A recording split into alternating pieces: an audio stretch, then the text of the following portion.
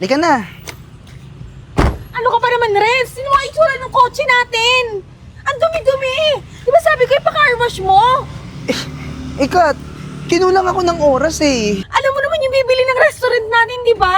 Gusto ko presentable lahat tayo, lalo ni sasakyan natin. Ikat, wala na akong makitang malapit na car wash. Hindi pwede, Renz. Gawa mo ng paraan yan. Saglit. Psst! Oy! Oy! Oy! Oy! Ikaw! Oo, Lumapit ikaw! ka nga. Lumapit ka dito. Bakit, sir? Ikaw, lumapit ka! Bakit? Anong sinasabi? Ang kulit mo, lika na Aray, dito. teka lang, aray. Di ba, nakatambay ka lang naman dyan eh. Pulubi ka, di ba? Hindi po ako pulubi. Hindi ka pa pulubi niya sa itsura mo niyan? Hindi po, may hinihintay lang po ako kaya ako nakatayo dito. Uy, tanga mo, kakandaga. At saka, alam ko naman yung mga kailangan mo. Di ba kailangan mo ng pera? Babe, may naisip ako. Ganito lang gagawin natin. Oy, bibigyan kita, babayaran kita. May bibiling kasi kami nung asawa ko dyan. Ngayon, yung kotse namin, medyo madaming alikabok. Linisan mo. Po, paano ko naman po lilinisan? Hindi naman po ako car washer, sir. Wala po akong magagamit. Ito, basahan. Awak, babatok sa mukha. Dali na. Alam ko naman yung mga tipong katulad mo, kailangan mo ng pera, di ba? Mahirap ka pa sa dagat, tingnan mo yung tsura mo. Sir, nakakatakot naman po. Baka magasgasan yung kotse nyo. Hindi po ako marunong maglinis nito. Pwede ba? Huwag ka na magpakipot. Gusto mo rin naman ng pera, di ba? Bakit nagpapakipot ka pa? Huwag ka mag-alala, bibigyan ka namin ng barya pagkatapos mong linisan yan. Barya? Yun lang? Oy. May mapupulot ka bang barya sa daan? At saka ikaw, tatanga-tanga kang tao ka. Alam mo ba kung sino kausap mo? Hoy, may-ari kami ng restaurant. Pero yung restaurant namin, ibebenta namin sa pinakamayaman dito sa syudad. Bibili niya yung restaurant namin. Kaya pag nangyari yon, bilibre na lang kita siguro ng Pampis Chicken.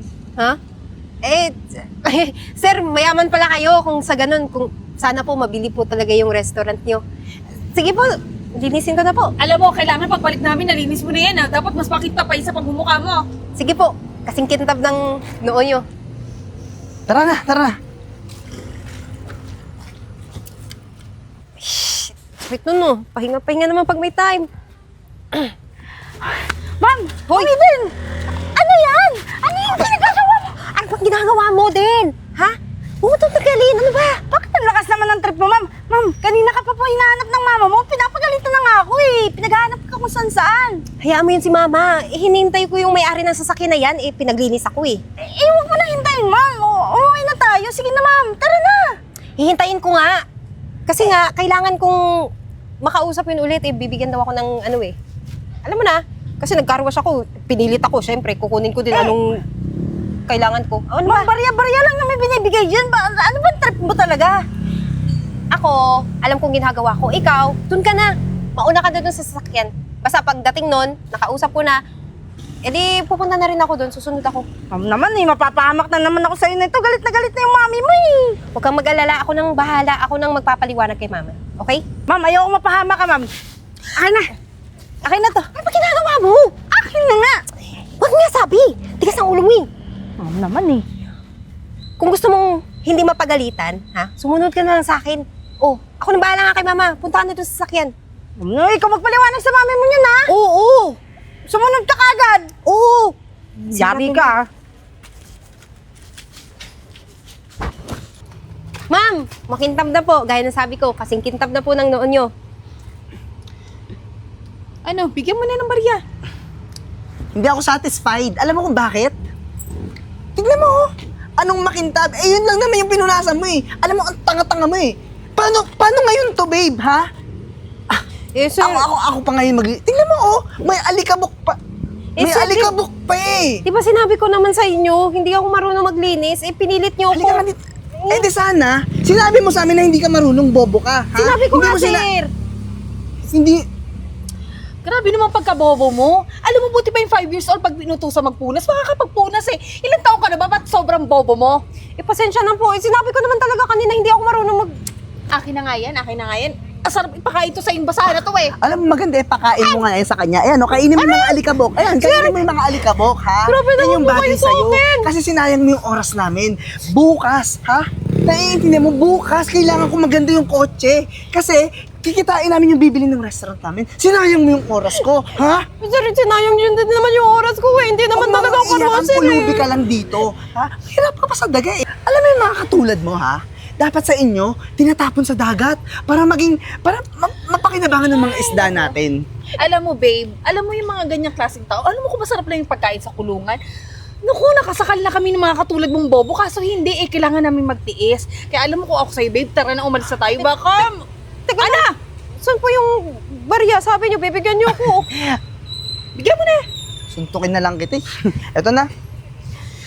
Babe, ang init. 10. Akin yun po. Sir, bakit niyo naman po tinapon yun? Pulutin mo na lang. Ayan, bagay sa'yo yan. Babe, Tara na. sorry talaga, babe. Ako na lang yung maglilinis nito. Huwag ka na magalit, ha? Please, please, please. Lilinisin ko to pag uwi, okay? Halika na. Tara na. Halika na.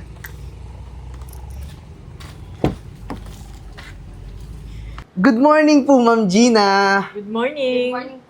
Ma'am, nabasa niyo po ba sa email niyo yung proposal namin sa pag-turnover ng restaurant? Oo naman nabasa ko at napakaganda ng proposal mo. Ito po yung mga additional paper. Diyan niyo po makikita yung mga additional fees at saka yung formality ng pag-turnover sa Oo. restaurant. Sa tingin ko naman wala tayong magiging problema dito dahil yun ang proposal maganda na eh. Opo, ma'am, kailangan din kasi namin ng pera at lalo, alam mo na, hindi na namin mamanage na maayos yung restaurant. Kaya, masaya kami na sa inyo po mapupunta yung restaurant. Pwede nyo na po yan, pirmahan. Pirma niyo na. Ang totoo, hindi ako ang pipirma nito at hindi rin naman ako ang bibili. So, hindi rin ako ang magbabayad. Yung anak ko.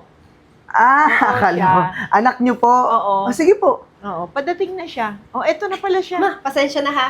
Nalita ko. Mm-mm. Ikaw yung anak ni Ma'am Gina? Oo. Bakit?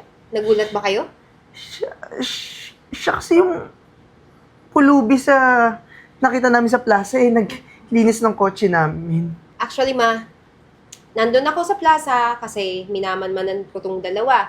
Gawa ng nabalitaan ko na ibibenta nila yung restaurant nilang palugina sa atin.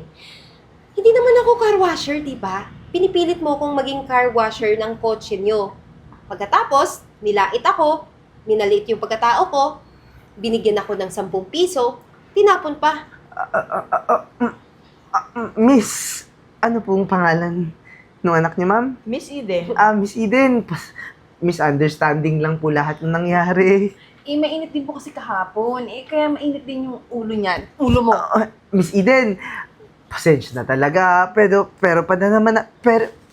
Ma'am Eden, ako nahihiya. Ako nabubulol-bulol ako sa hiya. Pwede naman nating ayusin yung mga nangyari. Alam niyo kung mainit yung ulo nyo dahil natatakot kayo na sakaling hindi mabenta yung restaurant nyo, aba, mas lalo kong paiinitin. Kasi alam nyo, hindi ko sasaluhin yung restaurant nyo. Hindi na ba natin sasaluhin? So, isusoli ko na to. Ma'am, umatras na rin kasi yung mga ibang bibili. Kayo na lang po talaga yung na-deal namin. Kahit mababang presyo pa po. Ibababa ko pa po sa kahit palugi na presyo na lang, ma'am. Kahit ilibre mo pa yan, hindi ko tatanggapin. Alam mo kung bakit? Kasi sa ugali nyo, hindi ako pwedeng makipag-deal. Kaya siguro yung ibang buyer, mga potential buyers nyo, umaatras dahil sa ugali nyo. So, same din sa akin, ganun din ang mangyayari. Kaya, pwede ba umalis na kayo dito? Kasi, kung may iba pang opportunity na pwede nyong kunin, edi yun na lang, wag na sa amin. Baka malas magkahinat na ng magiging negosyo namin. Paano naman po kami niyan? Maghihirap kami niyan eh. Paano kami nung... Wala na kami magagawa sa bagay na yan. Akin na yan. Alam mo, kasalanan mo to lahat eh. Hindi ko naman alam, Kat. Tumalis ka nga dyan.